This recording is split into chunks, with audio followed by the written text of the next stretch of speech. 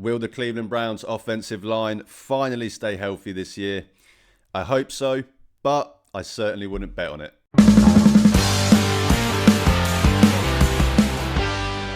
Hey guys, welcome back to my channel, or if you are new here, then please do me a favour and hit that subscribe button. So Browns training camp is way underway.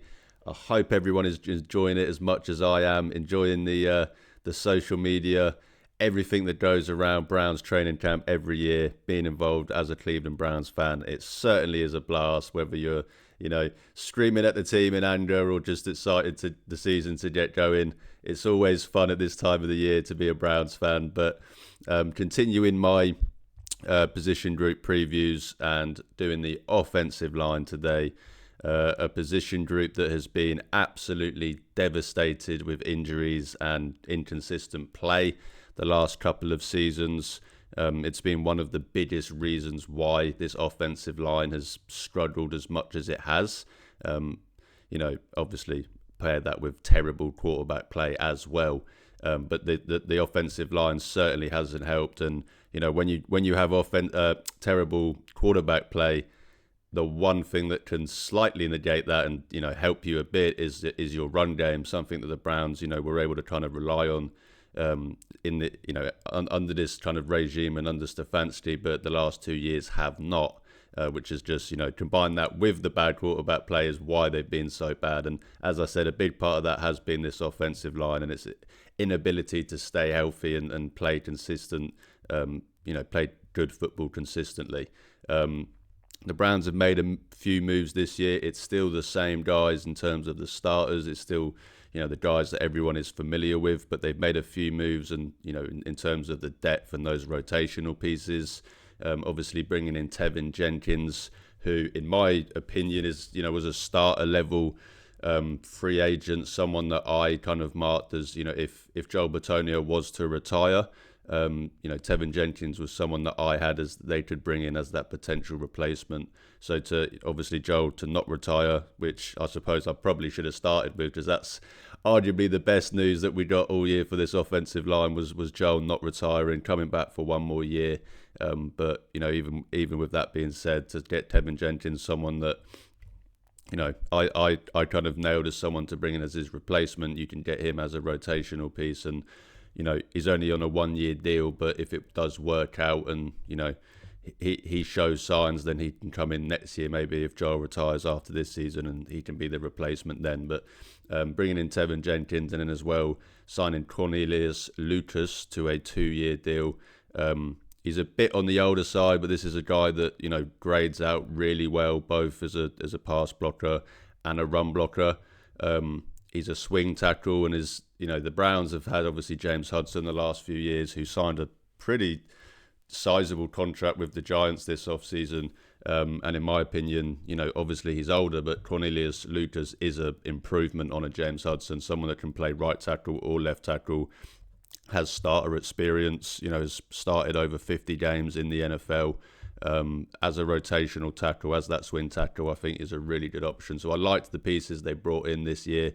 I talked all off season about how they had to overhaul this run game, and would I maybe have liked to see, them go and get a starting level tackle, maybe to compete with DeJuan Jones and Jack Conklin, maybe, but as I've said, the biggest thing has been health with this offensive line. It's not been the lack of ability from these starters. So if they are able to stay healthy with those added depth pieces and rotational pieces, then this offensive line has a chance to be not their 2020 selves, but certainly much better than they have been the last couple of seasons. Obviously, it starts with those two guards, in my opinion, Joe and Wyatt. They've been a big part of what this Browns offensive line has done, a big part of what this Browns offensive line has done in the run game, moving those two guys around. So it starts with those two guys. Joel has been the Iron Man that he's always been, even with all the injuries on the offensive line. Joel has actually managed to, stay somewhat healthy. Played all 17 games last year. Wyatt Teller, who has been a lot more injury prone the last couple of seasons than a Joel Bitonio, only played 13 games last year. But the biggest issue has been the tackles, and we all joked last year that the position was cursed. It seemed to be it didn't matter who they put in at tackle, they were going to get injured. Whether it was Jermaine Ifedi, Jaron Christian, Jed Wills, DeJuan Jones, James Hudson. It didn't really matter. Jack Conklin as well. Jack Conklin played 12 games last year. DeJuan Jones played 10 games. Jaron Christian played 4. Jermaine Ifedi played, started 7, played in 15 games. So, the Browns were down to their 4th, 5th string tackles, for quite a large period of last season and the season before. The tackle spot has been the biggest issue where they've suffered those injuries. So hopefully, as I said, the biggest thing is health this year. And then Ethan Posich as the centre, he's been pretty solid. His first year here in 2023 was really, really, really good. And it was actually a shock, someone that we brought in as a potential depth piece to then just, establish himself as the starter and just run away with that job.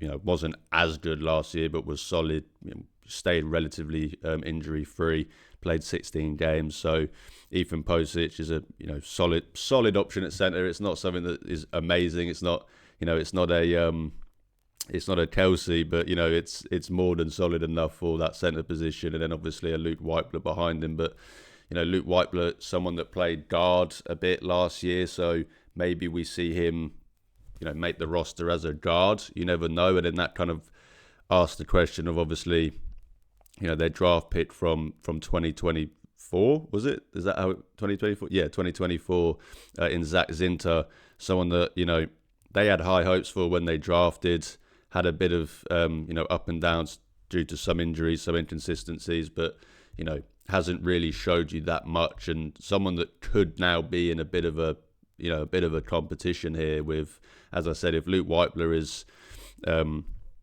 is to be considered as a guard and is going to make this team as a guard, then, that's one less place in that guard room for Zach Zinter to make, and he's essentially then in a battle with all of those other guys to try and make the roster. So, do we see Zach Zinter in a bit of a battle here? That obviously it's never great if your 3rd round pick from a year prior, doesn't make your roster.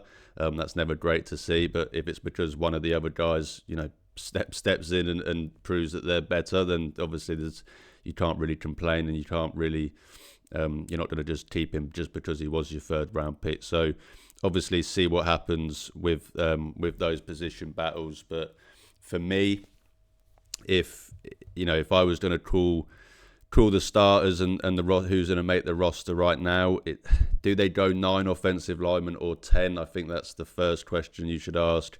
As with some of the other positions, it depends on what they do at those other positions. Running back, with obviously the looming Quinshon Judkins suspension, do they bring someone in, or do they just carry 3 running backs to start the first 5 or 6 games? That obviously opens up a roster spot somewhere else. Same with the wide receivers, maybe they only carry 5. So there's lots of areas that can impact how many guys they carry in this room, and not just in other rooms as well. So do they go 9 or 10? I think regardless, they're going to carry 4 offensive tackles and 4 offensive guards. The offensive tackles, Jack Conklin, DeJuan Jones, they're your starters. And then obviously Cornelius Lucas, someone that you brought in, and then all of those kind of other guys that unfamiliar guys that they've kind of brought in as kind of camp bodies, and one of those guys is going to be able to establish themselves and make this roster. Just as I mentioned, the kind of the classic, the Jaron Christians and Ifedis that we've seen in this team the last couple of years, aren't there anymore. So Julian Pearl, Jason Ivey, Jackson Barton, Roy Mabakea, can't pronounce his name, and Lorenzo Thompson. That's going to be a battle between those guys for that 4th tackle spot, unless someone gets cut during camp period, or when we get to those roster slim down somewhere else, and the Browns bring them in. That's going to be the 4th guy in that room, whoever wins the job out of those guys. And then the guards, Joel Bitonio, Wyatt Teller, obviously, Tevin Jenkins, obviously, he's someone you can pencil in as well.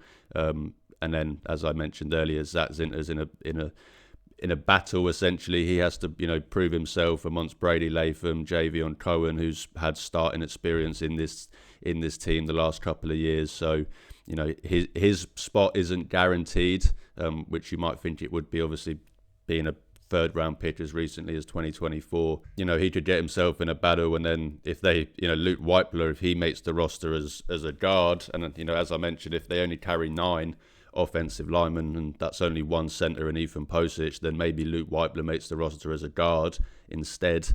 Then where's the room for Zach Zinter there? So this it could be interesting to see that battle, for that kind of third and fourth spot in that guard room.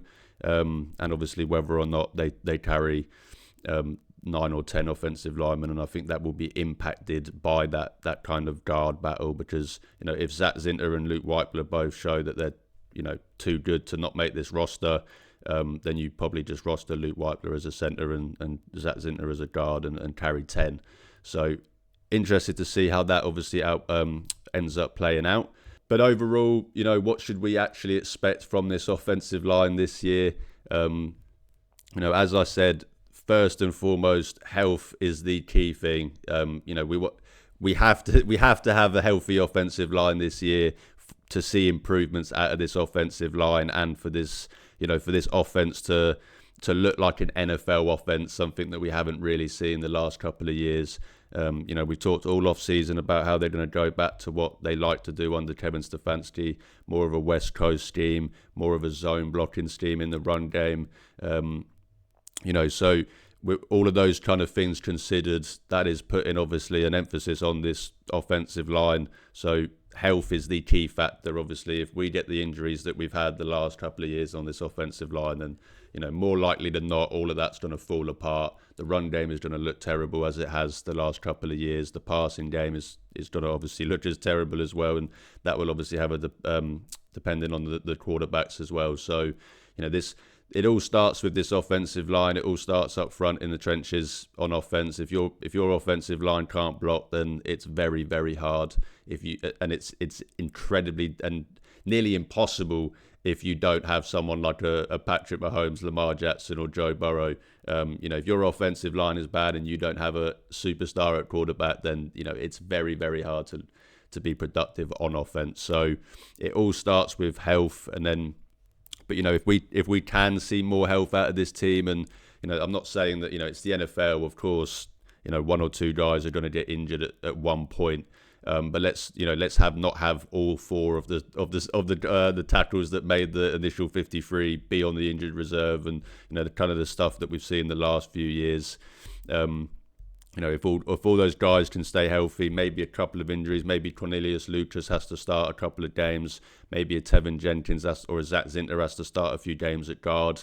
That's okay, but let's not have just the full train wreck of injuries that we've had the last few years. And if that's not the case, and we do get a relative normal slate of injury luck for an NFL team, something that we've not had the last few years on this offensive line, then of course, expect this offensive line to be a lot better than it has been.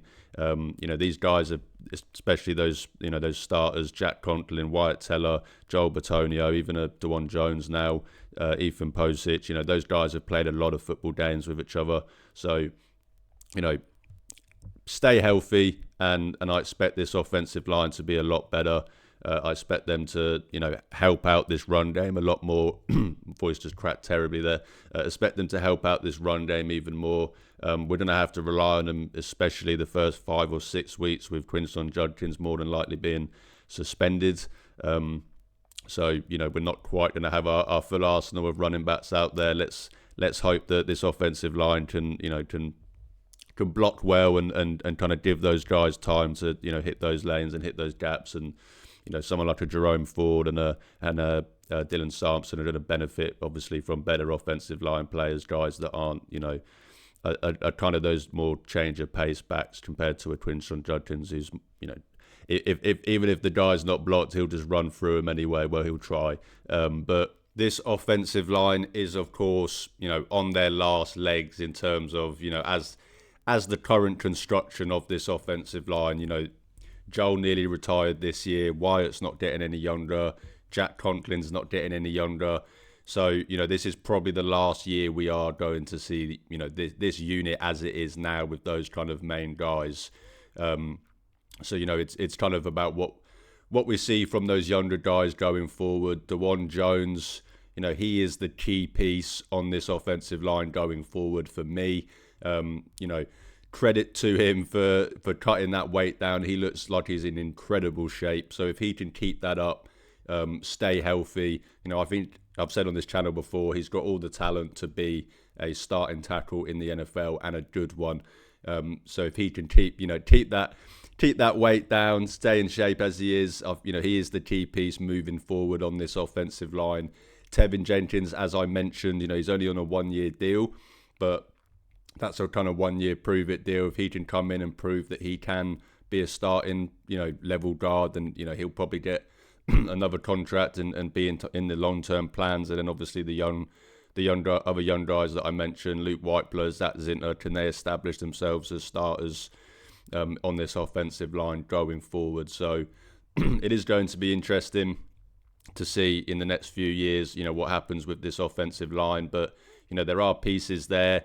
The Browns have got a lot of picks coming up in the next few years, so they can obviously add to that as well. But as I said, I think it starts with DeJuan Jones. He's the key piece moving forward. So hopefully get a full, healthy season from DeJuan Jones to kind of, make us not be as nervous going into next year when we lose some of these other guys. So obviously expect this offensive line to be better, but, that's all dependent on health, as I said. I can sit here and talk about, how we can expect them to be better, how we can expect the pass blocking to be better, how we can expect the run blocking to be better, all of that stuff. But in the end of the day, if they don't, if they have the same injury luck that they've had the last couple of seasons, then none of that matters. And this offensive line is going to look terrible. This offense is probably going to look terrible as a result of that as well. So expect to see more out of them. But again, I am weary because it's just it's. As a Browns fan, we deal with a lot of stuff, but the last couple of years, the injury luck on this offensive line has truly been like laughably bad. It's just been awful. So, gonna obviously go into this season with a pinch of salt, kind of surrounding this offensive line. Yes, I expect them to be better, but as I said, I'm going to just touch wood and just hope that they can get through the year relatively healthy. But that would do it for me today, guys. Just wanted to keep this one fairly quick. I know offensive line play is not something that the average NFL fan is that much interested in. So didn't want to go too in depth on this one. But as I said at the start, training camp well underway.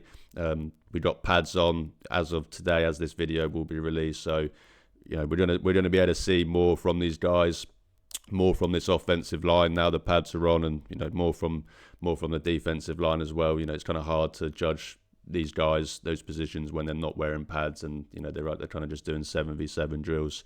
So going to be able to see a lot more out of these guys, a lot more to talk about. So if you haven't already, as I always say, subscribe. But thanks again for watching. If you do enjoy my content, then please give this video a like, hit the subscribe button. It's free, but it really, really helps out my channel. You can also check the links in the description to see where you can follow and interact with me on social media. As I always say, I'm trying to build a community of Cleveland Browns fans, and even if that means I only get to talk to one fan a day, I'm happy because I'm talking Browns football with the best fan base in the world. Thanks again for watching, guys. Have an amazing week. Enjoy training camp, but most importantly, go Browns.